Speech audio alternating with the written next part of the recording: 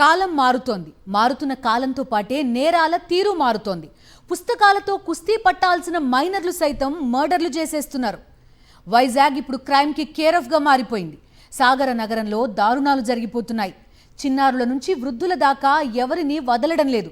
వరుస ఘటనలు విశాఖ ప్రజలను గజగజ వణికిస్తున్నాయి. ప్రపంచ పర్యాటకుల్ని విశేషంగా ఆకట్టుకునే విశాఖ నగరం ఇప్పుడు క్రైమ్కు కేర్ ఆఫ్గా మారిపోయింది. లైంగిక దాడులు, హత్యలు, దొంగతనాలు, దాడుల భయం సాగర నగరాన్ని నీడలా వెంటాడుతోంది. సిటీ ఆఫ్ డెస్టినీగా పిలుచుకునే సుందర విశాఖ నగరంలో రోజు ఏదో ఒక నేరం ఇక్కడి ప్రజలను కలవరానికి గురి చేస్తోంది. ముఖ్యంగా కూటమి ప్రభుత్వం వచ్చాకే విశాఖలో నేరాలు పెరిగిపోయాయి. తాజాగా ద్వారకా పోలీస్ స్టేషన్ పరిధిలో దారుణం జరిగింది.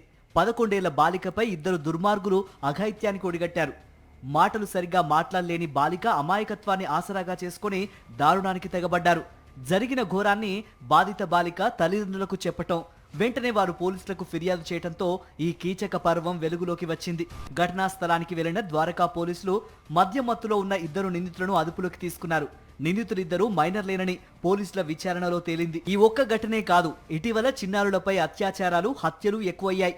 ప్రేమ పేరుతో అమ్మాయిల వెంటపడటం, అంగీకరించకుంటే ప్రాణాలు తీసే ఉన్మాదులు పెరిగిపోతున్నారు. ఒక్క ముక్కలో చెప్పాలంటే ప్రపంచ పర్యాటకులను ఆకర్షించే విశాఖ ఇప్పుడు అరాచక శక్తులకు అడ్డాగా మారిందనే ఆందోళన అందరిలోనూ కనిపిస్తోంది. మొత్తం మీద ఒకప్పుడు శాంతి భద్రతలకు నెలవుగా మారిన విశాఖ వరుస ఘటనలతో వణికిపోతోంది. ముఖ్యంగా బాలికలు, మహిళలపై జరుగుతున్న వరుస దారుణాలు నగర ప్రజల్ని భయభ్రాంతులకు గురి చేస్తున్నాయి.